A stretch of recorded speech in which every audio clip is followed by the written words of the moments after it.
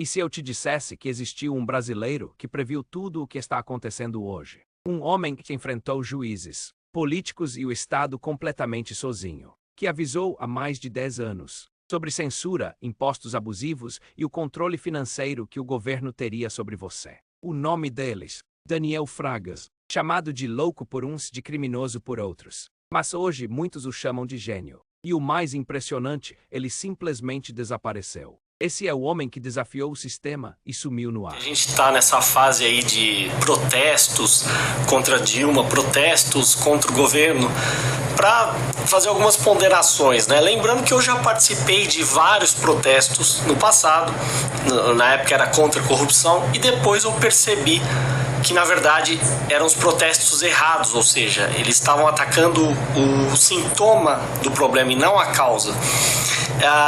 Antes de argumentar, eu vou deixar bem claro, você tem todo o direito de protestar e levantar cartaz e gritar na rua, etc., contanto que você não fira o direito de propriedade de ninguém, contanto que você não viole a propriedade privada de ninguém. Mas eu espero que você assista o vídeo até o fim para você entender a minha argumentação, porque é um vídeo que eu corro o risco aí de ser mal interpretado e até atacado, mas se você entender, você vai ver onde eu quero chegar. Então, por exemplo, eu acabei de ver aí um destaque aí para vídeos de famosos convocando para o protesto do dia 15, basta de corrupção e não sei o quê, e é interessante que eles sempre repetem a mesma coisa, que as pessoas sempre tocam nesse ponto, ou seja, o que é? Precisamos de saúde pública de qualidade ou educação pública de qualidade. Ou seja, eles protestam contra a corrupção, ou seja, que dinheiro público está sendo desviado, só que ao mesmo tempo eles pedem para que o Estado forneça serviços que dependem de roubo. Por quê? Porque imposto é roubo, como eu já falei diversas vezes aqui, né? Alguém vai levantar uma questão e dizer que não, que imposto não é roubo. Ora, se eu não estou disposto a contratar algo voluntariamente e eu sou obrigado a pagar por isso, é roubo. E se eu não quiser pagar imposto, alguém vai apontar uma arma na minha cara para me obrigar a pagar. Então, quando você defende saúde pública, educação pública ou qualquer serviço público, você está defendendo o roubo. Então, onde que está o problema desse tipo de protesto? Não adianta você gritar, por exemplo, fora Dilma. O que significa fora Dilma? Significa que você quer que ela saia de algo, né? Quando você usa o verbo fora, você está falando para ela sair de algo, sair do cargo de presidente. Mas você não está atacando o mal pela raiz, ou seja, o Estado. Você está atacando a pessoa, né? Então você está dizendo, a Dilma vai sair e vai entrar outro no lugar. Mudou alguma coisa? Não mudou nada. Mudou a sua condição de escravo, pagador de impostos, ou seja, uma condição em que você aceita ser roubado? Não mudou. Quem era Daniel Fraga? Daniel Fraga não era político nem milionário. Era um cidadão comum com uma mente extraordinária. Um libertário convicto, seguidor de ideias de Ludwig von Mises, Murray Rothbard e outros pensadores da liberdade. Nos anos 2010, ele começou a postar vídeos no YouTube desafiando o sistema, criticando políticos, juízes e principalmente o Estado brasileiro. Enquanto o país dormia, ele falava de Bitcoin, de livre mercado e de como os impostos eram o maior roubo institucionalizado do mundo. E dizia com convicção: o Bitcoin é a maior arma pacífica contra o Estado. Muito engraçado quando eu ouço na TV a expressão lavagem de dinheiro. Alguém foi condenado por lavagem de dinheiro. E aí logo eu penso, mais um crime sem vítima. Por quê? Para quem não sabe o que é lavagem de dinheiro, é simplesmente o sujeito que consegue dinheiro de uma atividade que o Estado não considera aceitável, ele considera ilegal, e o sujeito é obrigado a introduzir esse dinheiro em uma atividade ilegal para mascarar a origem do dinheiro. Então, segundo os parâmetros estatais, o sujeito transformou o dinheiro sujo em limpo. Para começar, esses termos lavagem de dinheiro, dinheiro sujo e limpo são infantis, porque não existe dinheiro sujo e limpo, dinheiro é dinheiro, né? Então já tem uma visão aí distorcida do que é dinheiro. Dinheiro é amoral, não tem, não importa para que você use o dinheiro, vai continuar sendo dinheiro, vai ter o mesmo valor, simples.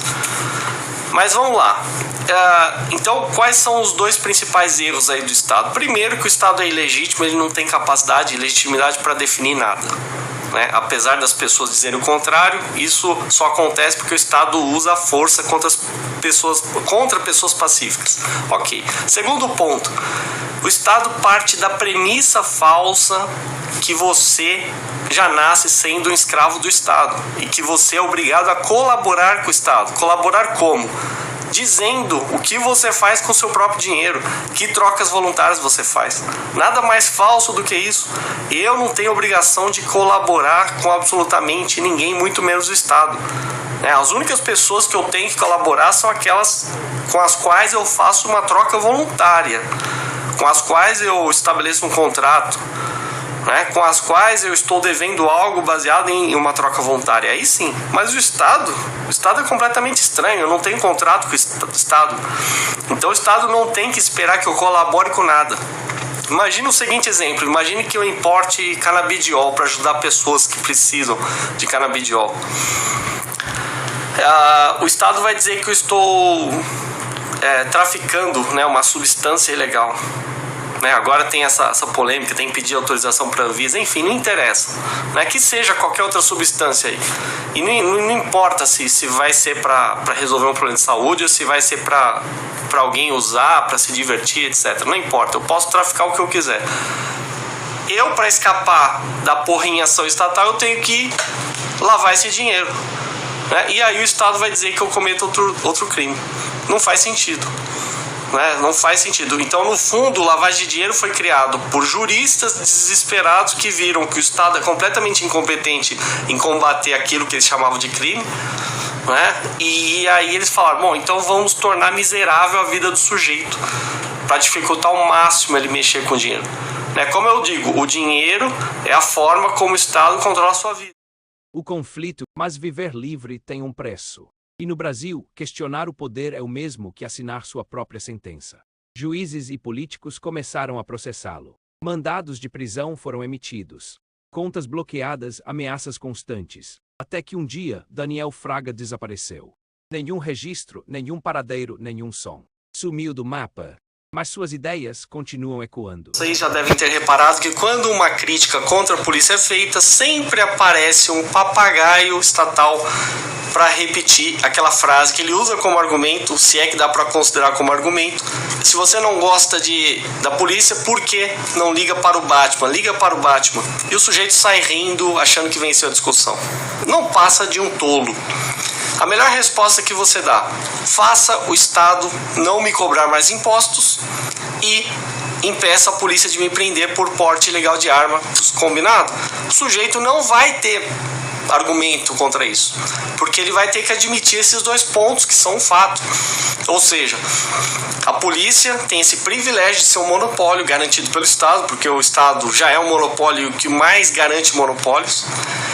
E pior do que um monopólio, é um monopólio coercitivo, porque a gente ainda é obrigado a sustentar esse monopólio, E além disso, é a mesma polícia que o sujeito está defendendo que vai me prender se eu comprar uma arma e andar pela rua armado. Porte ilegal de arma. Porque o Estado não autoriza que você se defenda sozinho. Ou seja, o Estado quer que você confie nele, mas ele não confia em você. Interessante essa relação, Então, fazendo uma analogia, o Estado quebra as suas pernas, oferece muleta. Se você recusa as muletas, ele fala: bom, então anda sozinho. Você condicionou aquela pessoa àquela situação. Então, ela não tem saída. Então, é uma argumentação cínica e hipócrita. Esses que dizem: liga para o Batman. Como se a polícia fosse algo desejável, como se monopólio fosse algo desejável. Já existem diversas milícias privadas oferecendo serviços voluntários ao redor do mundo.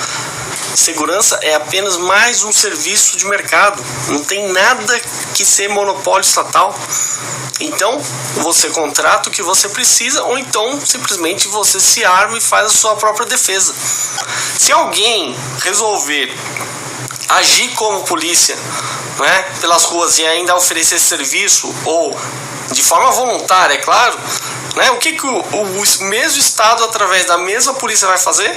Vai impedir esse serviço, porque eles odeiam concorrência. Eles vão dizer, não, você não pode quebrar o meu monopólio.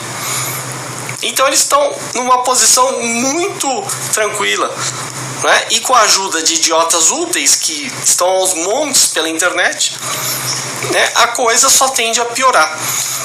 Então mande esse vídeo sempre que alguém usar esse argumentozinho fajuto do Batman, porque isso é papo furado e você não tem que engolir isso. E o sujeito que se limita a usar esse tipo de argumento não consegue juntar 2 neurônios para ver o erro lógico por trás dele.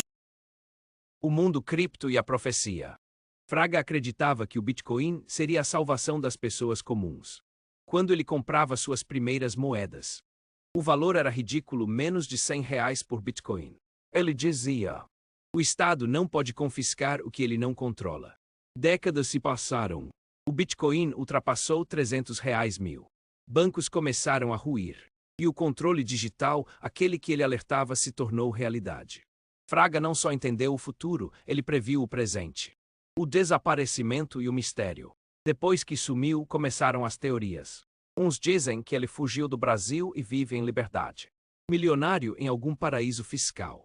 Outros acreditam que foi silenciado, que o sistema deu um jeito de calar quem o desafiava. A verdade, ninguém sabe. Nenhum corpo, nenhum documento, nenhum registro oficial. Só silêncio.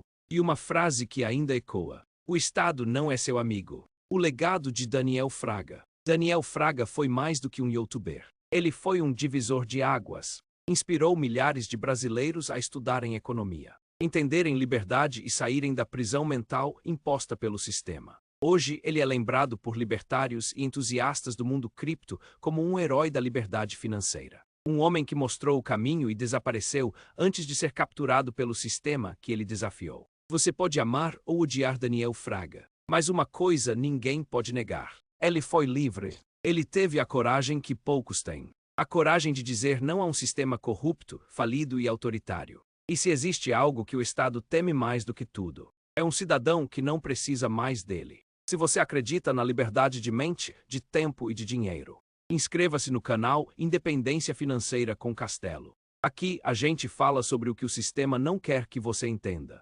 Como ser realmente livre.